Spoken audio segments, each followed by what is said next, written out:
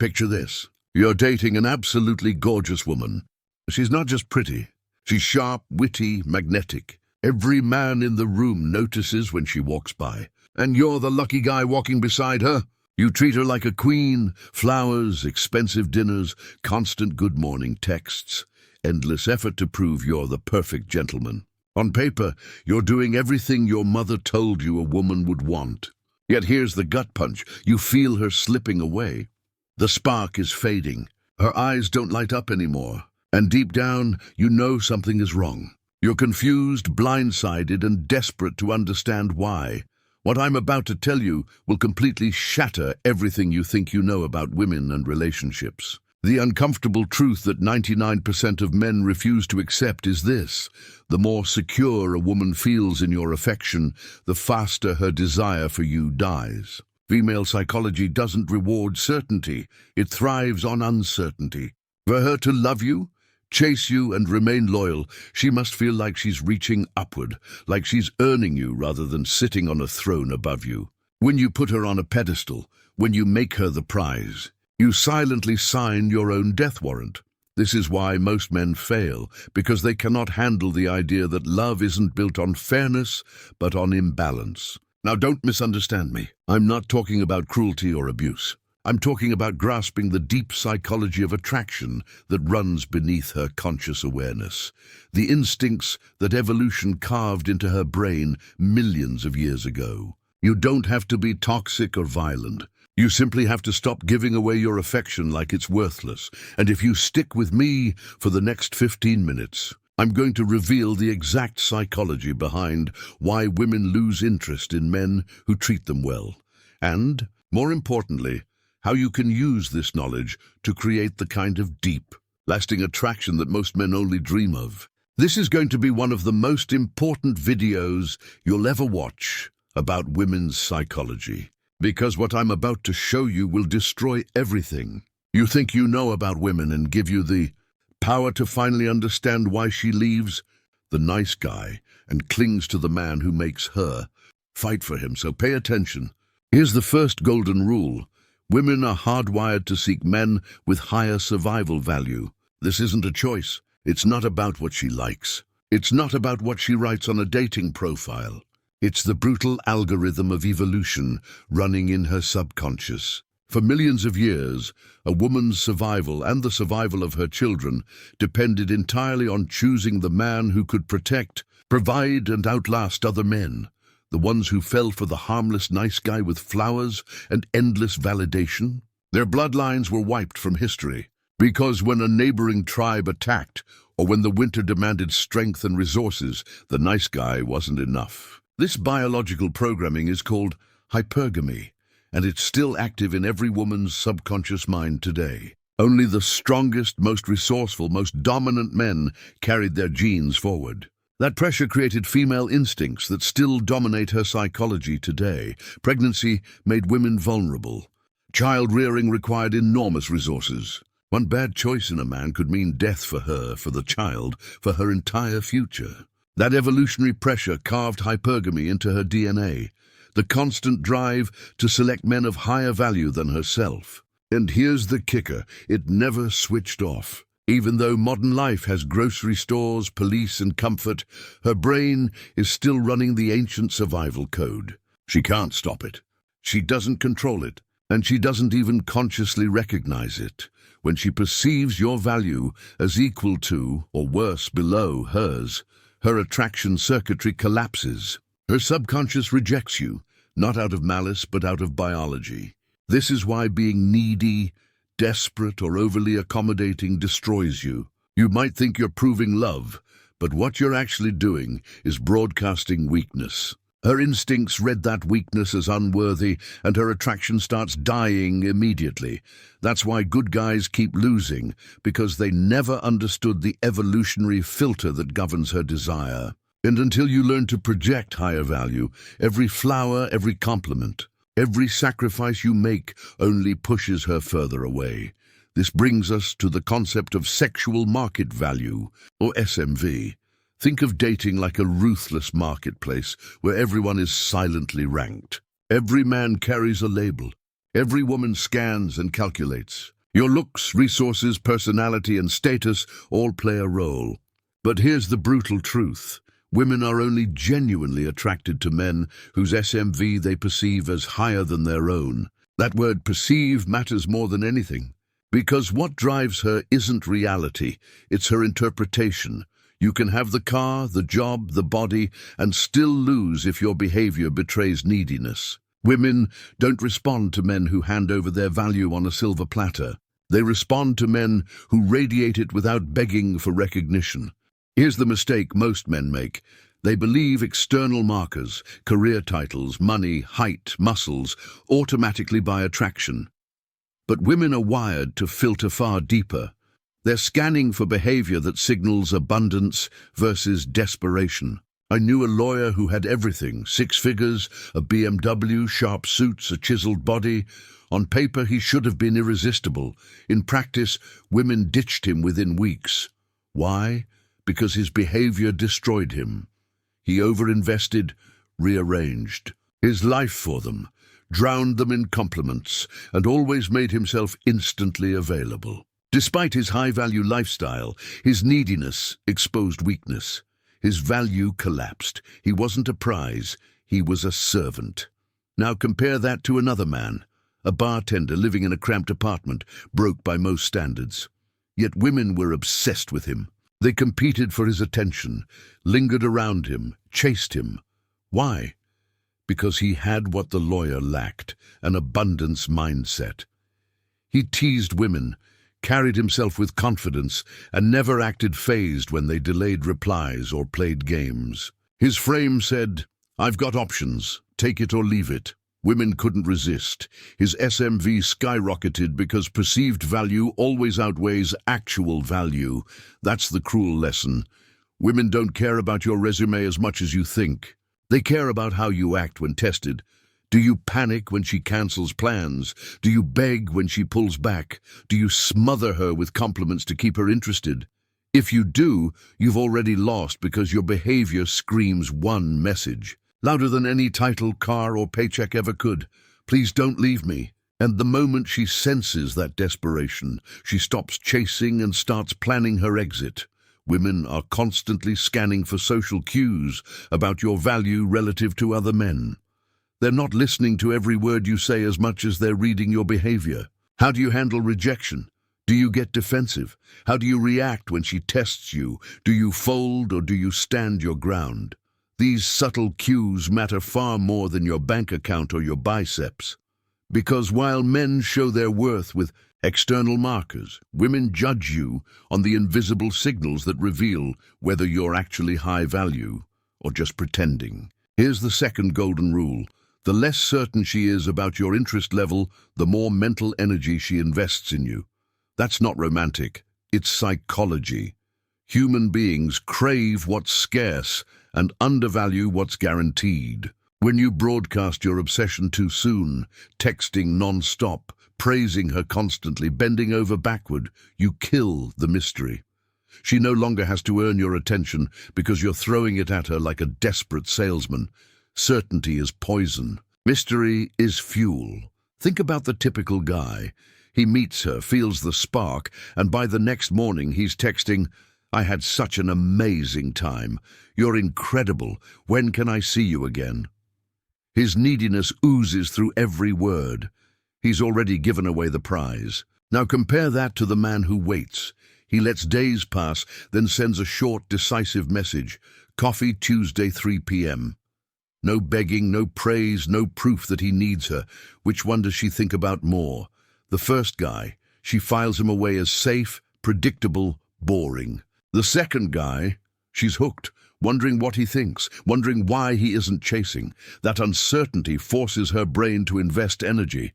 Desire grows when there's tension, when she doesn't fully know where she stands. This is the principle of intermittent reinforcement, the same principle that hooks gamblers to slot machines. When rewards are predictable, we get bored. When rewards are unpredictable, we get addicted. Your attention works the same way. Give it freely and consistently, and it becomes worthless. Give it sparingly and unpredictably, and it becomes a drug she can't quit. That's why the men who treat her like a princess are discarded, while the men who know how to withhold strategically drive women insane with desire. Here's where most men destroy themselves.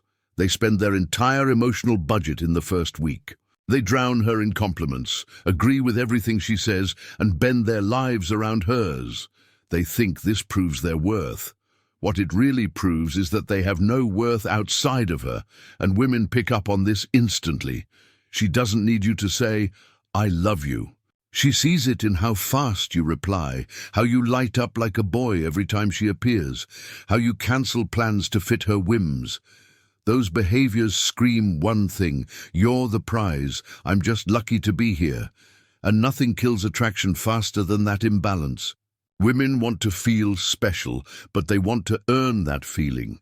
When your approval is conditional, when she has to show intelligence, humor, or loyalty before you acknowledge her, it becomes priceless. When you hand it over simply because she exists, it becomes trash. I knew a man dating a model, stunning, used to endless compliments about her beauty. But he didn't play that game. He praised her only when she said something insightful or made him laugh. She had to earn his recognition, and that's why she chased him, because his approval meant something in a world where every other man gave it away for free. Predictability is the silent killer of attraction. When she knows your schedule, your responses, your routines, when she has you mapped out to the minute, her brain shuts down. She doesn't need to invest mental energy anymore. And when she stops investing, she stops feeling attracted. This is why relationships that begin fiery collapse into dull routine. The good boyfriend becomes boring, robotic, predictable. He thinks consistency builds security. What it actually builds is indifference. And here's the bitter pill. Women don't fall for the man they've completely figured out. They fall for the man who keeps them guessing, who keeps them on edge, who forces them to keep reaching. When she stops asking herself, "What does he think? Where do I stand?" That's when her desire dies. The moment she feels she's solved the puzzle of who you are, the attraction evaporates. Certainty suffocates her interest. Mystery keeps it alive. And if you don't master this, it's only a matter of time before she stops feeling attracted to you.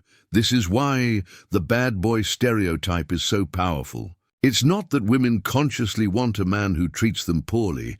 It's that unpredictability and the refusal to bend over backwards ignite attraction at the deepest level. The bad boy is in love for his cruelty. He's desired because he doesn't follow the script.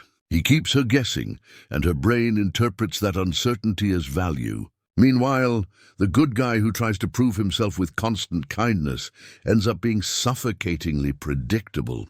His devotion removes all tension, and without tension, attraction flatlines. Most men never grasp this. They assume tests are about skill or dominance, but they're not. Women aren't checking if you're competent. They're checking how much you like them. Every cold shoulder, every mention of another man, every cancelled plan. It's not random. It's her subconscious probing for weakness. She's silently asking, will he chase? Will he crumble? Will he give me power?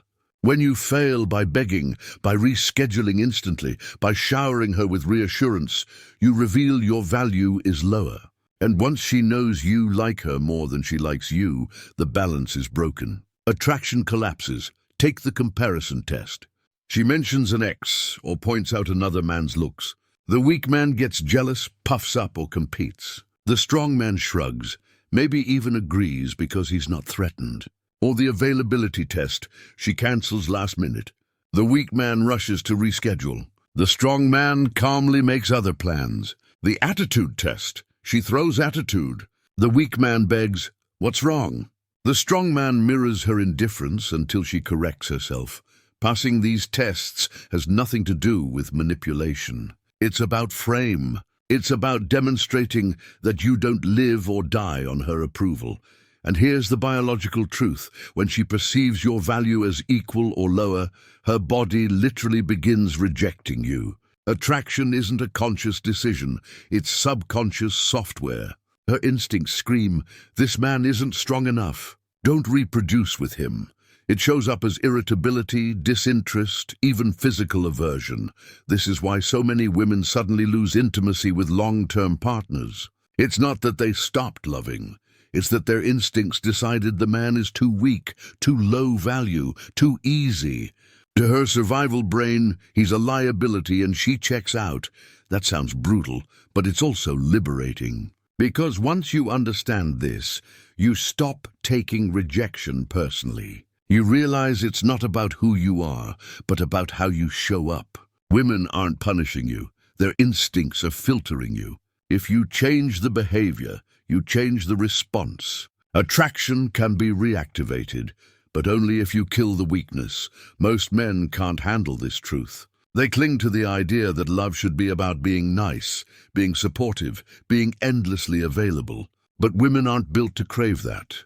They're built to crave the challenge. They want to feel like they're climbing upward, fighting to win your validation. That's why they obsess over men who don't bend, who aren't predictable, who refuse to hand over their frame. Because every moment with that man keeps her uncertain, keeps her chasing, keeps her invested. So here's the reality check. If she's losing interest, it's not because she's broken, it's because you've shown weakness. You've begged, you've bent, you've made her the prize and yourself the servant. Her instincts picked up on it, and her desire shut down. The good news: you can flip it. You can learn to hold your frame, to project scarcity, to re-establish yourself as the higher value man she can't ignore. But until you face this raw truth, you'll keep watching attraction die in your hands. The choice is yours. Stay blind and keep losing, or accept the biology at play and start making the changes necessary to reactivate her attraction. Here's a fascinating psychological phenomenon. When a woman is uncertain about your interest level, she switches from covert communication to overt communication. Normally, women speak indirectly. She'll say, "I'm cold," instead of asking directly for your jacket. She'll hint, "I'm hungry," instead of bluntly saying, "Let's eat." But when she fears she might lose you, the tone shifts. Suddenly, she's more obvious, more direct, more affectionate. She texts, "I miss you," or "Can't wait to see you tonight." Why? Because her instincts scream that you might be higher value than she first assumed, and she cannot risk losing you to another woman. That fear flips the switch. This isn't conscious strategy. It's biological programming. Hypergamy won't allow her to sit back passively if she thinks she's about to lose a high-value man. When she's truly invested, she'll return texts promptly, call you first, and actively work to win your attention. Her survival brain sees you as scarce and valuable, and it forces her to act before you slip away. If she's not doing this, if she's still distant and indirect, it's because she hasn't truly felt your value yet. And here's where mainstream advice completely fails men. Everyone tells you, hit the gym, earn more money, dress better, improve your skills. Yes, those things matter, but they're not the decisive factor. You can be the most successful, well-dressed man in the room and still lose her if your behavior screams low value. I've seen millionaires dumped by baristas because their frame crumbled. I've seen average guys keep gorgeous women hooked for years because they understood how to maintain uncertainty and pass her tests. External improvements get you in the door, but psychological positioning keeps her obsessed. The harsh truth: self-improvement isn't enough. Passing interest tests is the real key. Every time you reveal too much interest, you reveal your true market value. Because here's the counterintuitive law of attraction. When you display too much need, you expose what kind of women you're used to. High-value men act like they've been here before.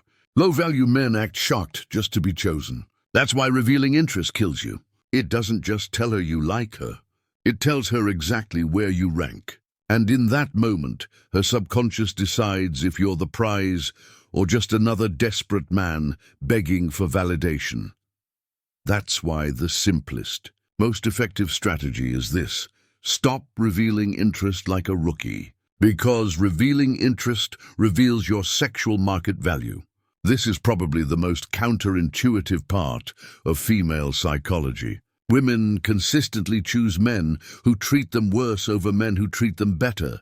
And no, it's not because they enjoy mistreatment or crave abuse. It's because poor treatment often signals higher value. A man who doesn't bend to her every whim, who risks losing her by not catering to her, unconsciously communicates, "I have options. I'm not afraid to walk away." That attitude alone raises his SMV in her eyes. Meanwhile, the so-called nice guy signals desperation. His entire frame says, "I'm just grateful you chose me." And the moment she reads that weakness, the fire burns out. Think about it. When a man constantly prioritizes her needs, cancels his plans, and drowns her in affection, he thinks he's proving love. But what he's really proving is that she outranks him. And women don't want a man who's beneath them. They want a man they must climb upward to reach. That's why they tolerate disrespectful players and walk away from doting boyfriends. It's not the cruelty they crave. It's the power imbalance that sparks attraction. The man who risks losing her creates the chase. The man who worships her kills it. Here's the brutal rule. If you treat her too well, she will leave you. The more dinners you plan, the more vacations you suggest, the more texts and calls you send, the faster she thinks, "He's obsessed with me, and I don't even want him." Women don't fall in love with you. They fall in love with how you make them feel about themselves. If you make her feel like she's the prize, she feels secure but not aroused. If you make her feel like she has to earn your affection, she feels challenged, excited, and hooked. Attraction lives in that tension. Emotions drive women more than logic ever will. If her emotions scream, "Text him now, you might lose him," she obeys. If her emotions whisper, "He's low value, I've already got him," she drifts away. That's why the balance is so delicate. You must keep her reaching, but never make her feel it's impossible. Too much distance and she quits. Too much security and she gets bored. The sweet spot is constant tension. The sense that she's lucky to have your attention, but still needs to earn it tomorrow. The most attractive trait a man can project is genuine abundance, not faking options, but truly carrying himself like he doesn't need any one woman to feel complete. This mindset changes everything. The man with abundance doesn't chase, doesn't beg, doesn't sacrifice his dignity to please. He treats her well because he wants to, not because he's terrified of losing her. That subtle difference electrifies her instincts. Most men live in scarcity, clutching any female attention they get. That's why abundance is rare, and rare is valuable. And here's the kicker. You don't need to be rich, famous, or surrounded by women to project abundance. Small behavioral shifts are enough. You delay replies instead of jumping at every notification. You don't cancel your plans just because she calls. You speak with calm certainty instead of nervous energy. These subtle tweaks are what separate the men she forgets from the men she obsesses over. Because to her subconscious, those behaviors scream high value. And in the brutal logic of female psychology, that's the only language that matters. Women are biologically attracted to men who can lead, make decisions, and take responsibility. That instinct is ancient. When you constantly look for her approval or push choices onto her, you signal weakness. You're showing her you can't even lead yourself, let alone guide her. Masculine leadership doesn't mean being a tyrant. It means being decisive, confident, and certain. It means building a vision for your life and inviting her into it, instead of orbiting around her moods or demands. The difference is night and day. A weak man asks, "What do you want to do tonight?" A strong man says, "We're trying that new Italian place downtown." A weak man nervously checks, "Is this okay with you?" A strong man confidently states, "This is what we're doing." The first makes her feel burdened, like she has to guide him. The second lets her relax, knowing she can trust his lead. That's what women crave, relief from carrying the masculine role themselves. And here's another hard truth in any relationship. The one who invests more emotional energy has less power. Look at who initiates more, who makes more sacrifices, who constantly compromises, who spills more emotion. Whoever invests more loses respect.